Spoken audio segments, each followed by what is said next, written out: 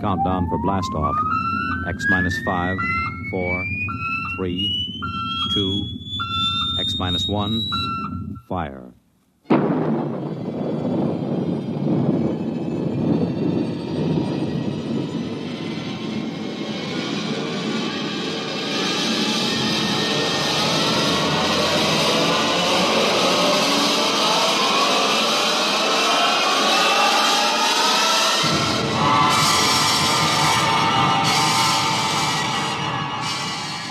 From the far horizons of the unknown come transcribed tales of new dimensions in time and space. These are stories of the future, adventures in which you'll live in a million could-be years on 1,000 maybe worlds. The National Broadcasting Company, in cooperation with Street and Smith, publishers of astounding science fiction, presents X minus 1.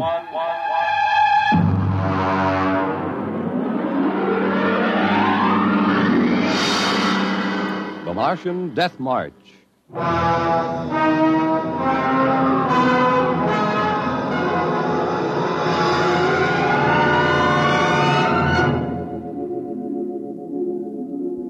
I've always been interested in lost causes.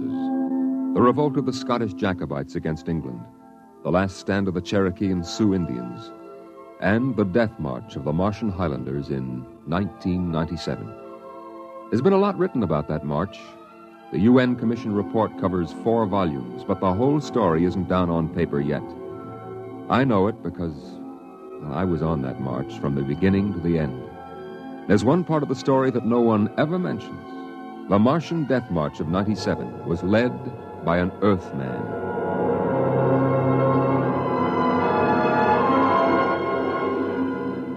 Maybe you've been over the route of the march.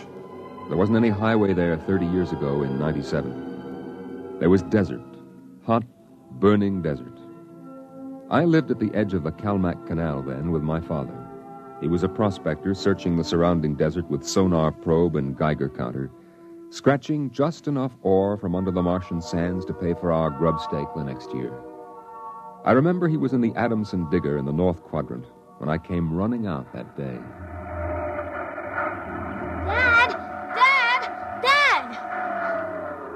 There's somebody coming, Dad, across the desert. You sure? I saw them.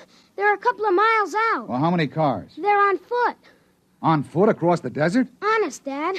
I saw them. Are you sure it wasn't a light reflection off the canal? No. It was dark against the sand. I don't like that. You run back and get the rifles out. I've got to pull the digger into the shed. Is there going to be fighting, Dad? I don't know. I got a whole year's ore piled out back in the bins, and I ain't going to lose it to no claim jumpers. You go back to the shack and break out those rifles and see they're loaded, you hear? And jump.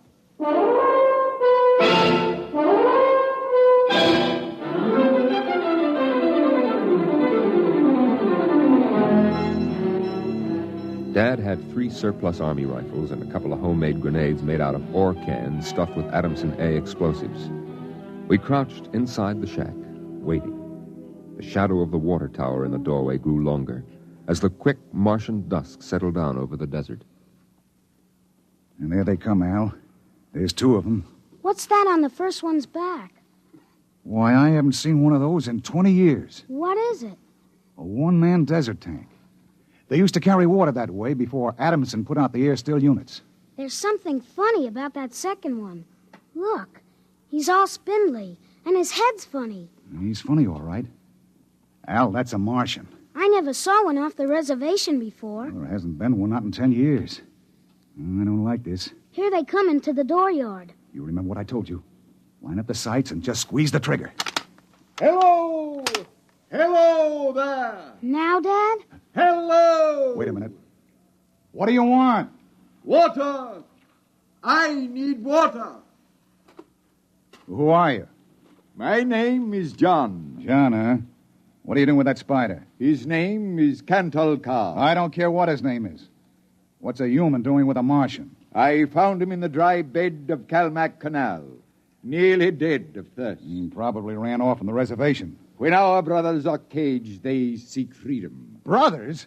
Those spiders? All living creatures are our brothers, on Mars as on Earth. Hey, wait a minute. Bert Olstrom at False Wells told me there was a screwball heads preacher over there hollering about letting the spiders loose off the reservations. Let no man call his own. No man, nor tribe, nor nation. I guess that's you, all right. Bert told me they called you Crazy John. I don't suppose there's any harm in you. Fill your tank up at the air still. And you can even have supper with us. We would be happy to. We? What do you mean, we? Cantle Carr and myself. That spider? Oh, no, I ain't having a Martian sit down and eat with me. You come on, though. Thank you, sir. No. Where my brother is not welcome, I cannot go. Well, suit yourself. Al, get the key to the water tower. Come out here. All right, Dad. And put away the guns. We won't have any trouble from these two.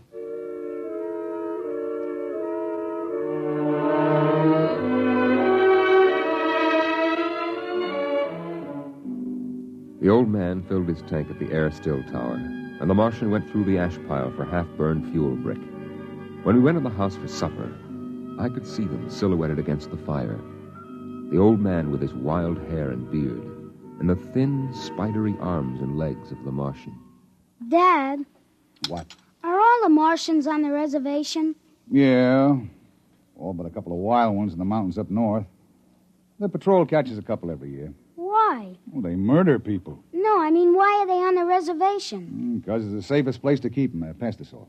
How many are there? Oh, I don't know. A few thousand. They keep dying off. Why? They catch earth diseases. Chickenpox almost wiped out the whole gang of them 2 years ago. Chicken pox? I had that. It didn't wipe me out. You ain't a Martian. I was born on Mars. Well, I mean you ain't one of those spiders. Now eat your food. It'll get cold. Okay. Dad, Oh, what now? were the Martians always on the reservation? Well, since the Outpost 3 massacre, they have been. What was that? Oh, back before you were born, they lived wild in the mountains up north. Were they fierce? Fierce enough.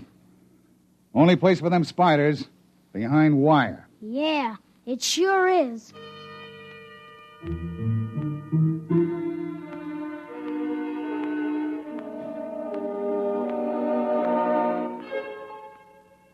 Out in the dooryard, the campfire flickered at the base of the water tower. The first of the Martian moons had set. The other wouldn't rise for several hours. I could hear the sandpeepers out in the desert as I stood there. The old man and the Martian were sitting on the ground, huddled close to the fire. It gets cold fast on the desert when the sun goes down. Is that you, boy? You can come up to the fire if you like. My dad wouldn't like it. All right. But I'm not afraid of no spider. No, there is nothing to be afraid of. How come his arms are all skinny? Ask him. Does he talk? Yes, his name is Cantle Carr. It is, huh? Hello.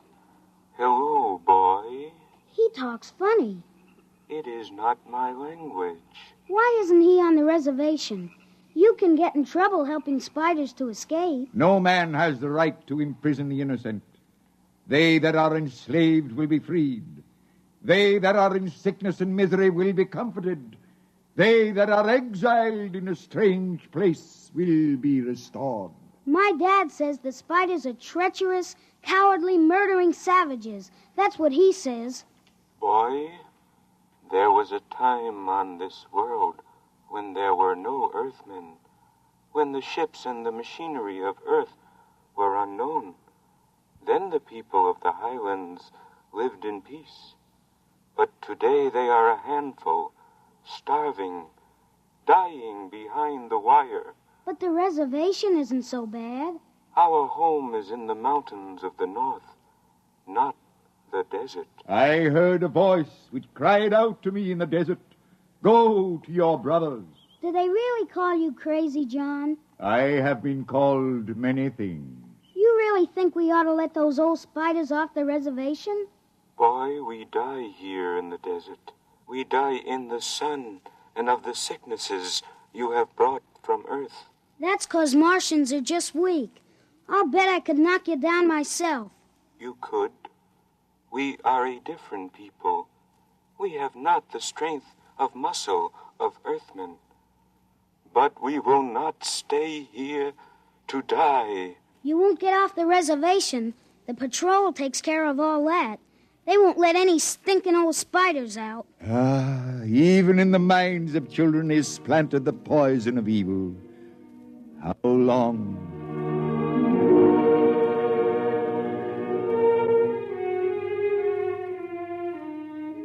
That night through the window, I could see the flicker of the old man's campfire.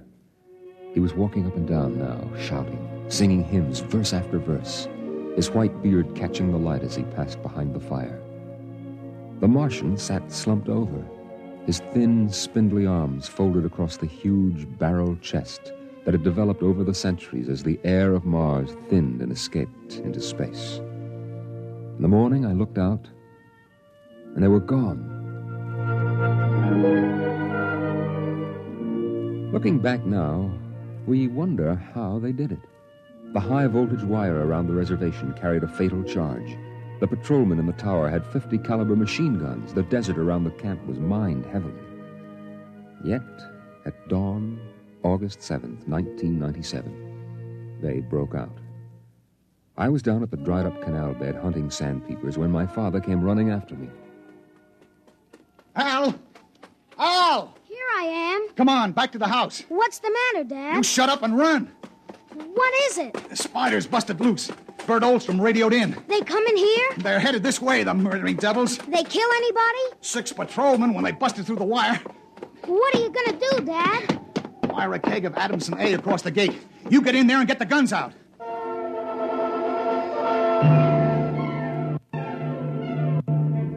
I got the rifles and shoved a full clip in each one. Then I slipped a primer fuse in the homemade grenades and lugged them out to the porch. Dad was running lead wires back to a detonator from a half keg of Adamson A he'd set across the gate. There. And that's it.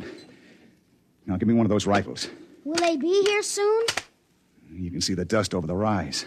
Murdering spiders. What'll they do? I don't know. Now make sure you get a good sight, Al. Don't waste any bullets. There they are, Dad. There they come. Oh, wait a minute. Hold up now. I want to get a good shot. Let him get closer. Dad, that's Crazy John up in front. There. He's taller than the spiders. You can see his beard. You're right. Oh, that renegade rat. He probably helped him break out of the reservation. Listen, Al. If anything happens to me, you ride out back to the shed. You can hide out in the empty ore bins till they go away. Now, you got that? All right, Dad. We're going to come in. The spider's shouting something, Dad. Probably a trick. Get down a little, Al. You're in the way. We're coming in. I got him clear now. Right in the head. Up a little now. Got him! Got him, Al. Dad, look out! They've got guns! Down! Get down! Oh! Dad! Get out, Al! Get out to the shed! Dad, you're hit! Go on! Those spiders are going to rush. Now get going! No, I can't let you! Shut up and get out of here, you hear? Get out of here!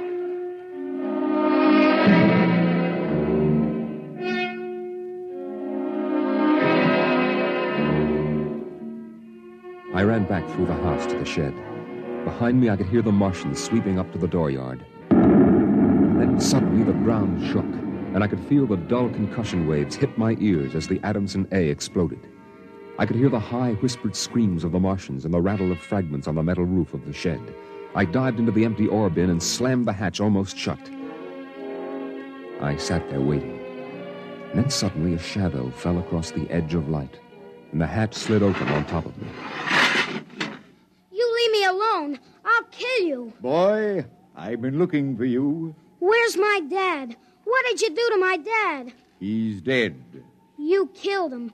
You and those spiders.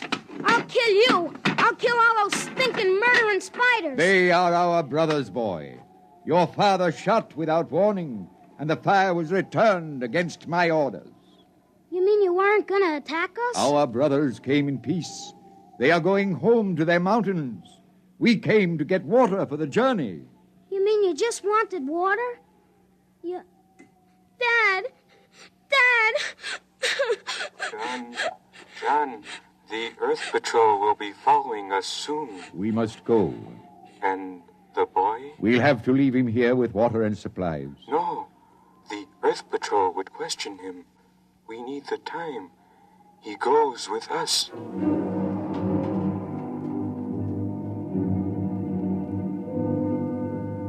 They tore the Adamson air still from the tower and mounted it on poles. They piled our supplies in the yard and loaded them on their backs. And then they started. I marched with the old man at the head, and the column stretched out behind us on the desert. I turned to look back at our house, but the sun was behind it, blinding red. The old man pulled me around as he marched, his eyes fixed on the horizon, where far to the north rose the cool mountains that were the ancient home of the Highlanders. 14 of the Martians died the first day. They dropped to the side of the column when they could go no farther, and died. But the march went on. On the 5th day, we swung wide to avoid a mining settlement, but not wide enough. The miners were in ambush behind a pile of rocks.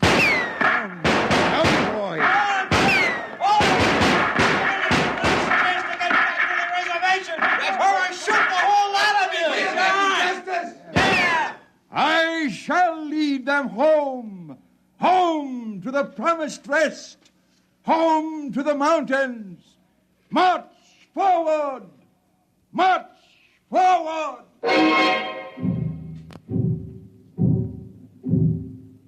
And the march went on. We wound across the desert in wild zigzags, following the paths the old man had traveled through the years. Only once a patrol plane hovered on the horizon and then shot away. The days went on, the weeks, and the Martians died. They died of exhaustion. They died of the diseases we had given. And they died of thirst. The Adamson still could produce 27 units of water an hour, no more. And on that, they died of thirst. Here, boy, here's your water. But that's more than the others got. Take it. It's yours. You're giving me your water. It will be provided to me. He that brings justice to his brothers will drink deep of the water of righteousness. He that... Drink your water, boy. Across the desert, from the Kalmak Canal to Fever Dip, past the towering mesas of the Higgins Badlands, across the dry sea bottoms they marched.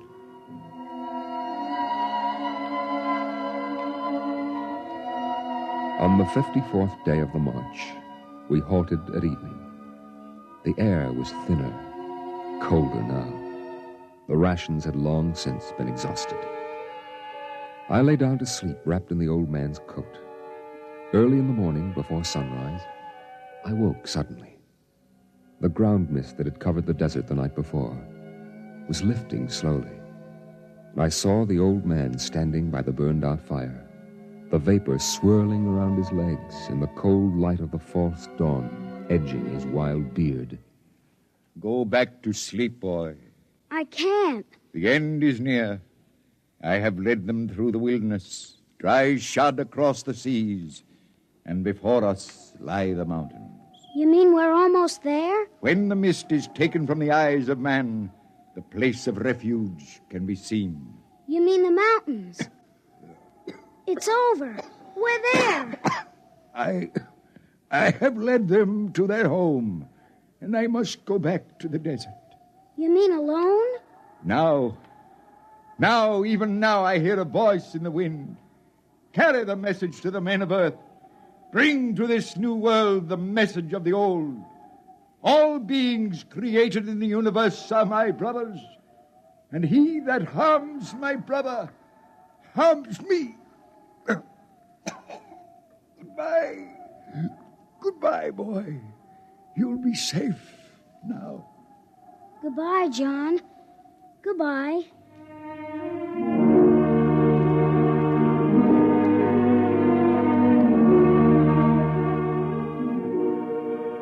The Martians found him 500 yards from the camp, dead. Now the mist rose, and before us towered the highlands, the tall green mountains and the cool sky. The march was over. Of the 7,000 Martians who started, 900 were alive. They gathered now on the rise of ground and faced the hills. Their thin bodies wavered as they stood, and some dropped to the ground as they stood there. But there was a light of hope in their large, staring eyes. Most of them had died, but they had died on the way home, and now the march was over.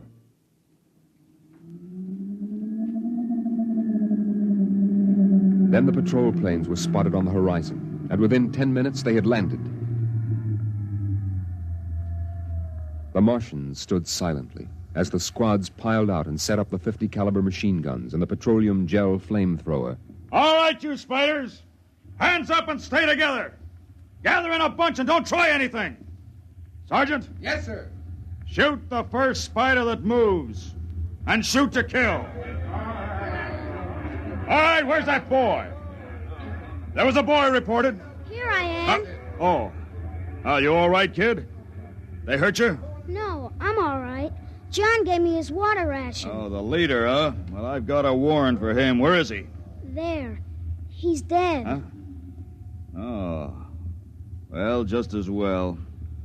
I'd hate to be him in front of a settler's jury. What are you going to do to them? The spiders? See those transport planes coming in?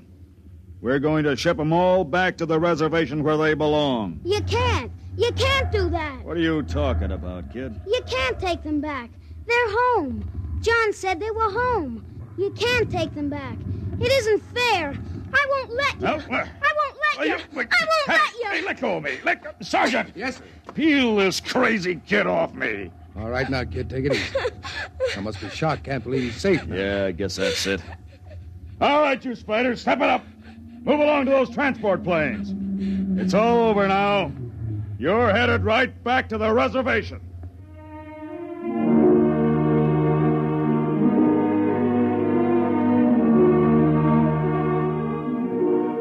They separated them in groups of 50 and loaded them on the planes.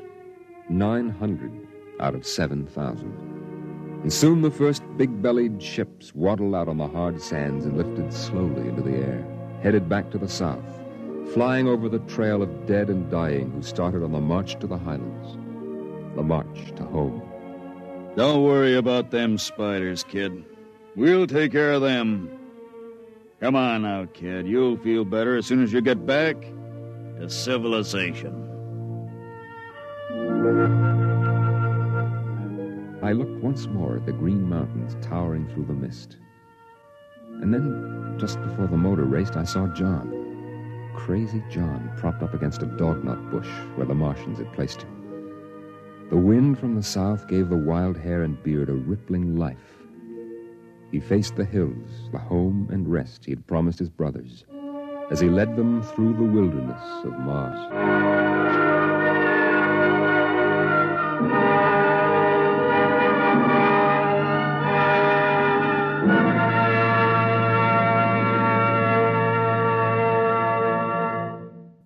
You have just heard X-1, presented by the National Broadcasting Company in cooperation with Street and Smith, publishers of astounding science fiction. Your announcer, Fred Collins.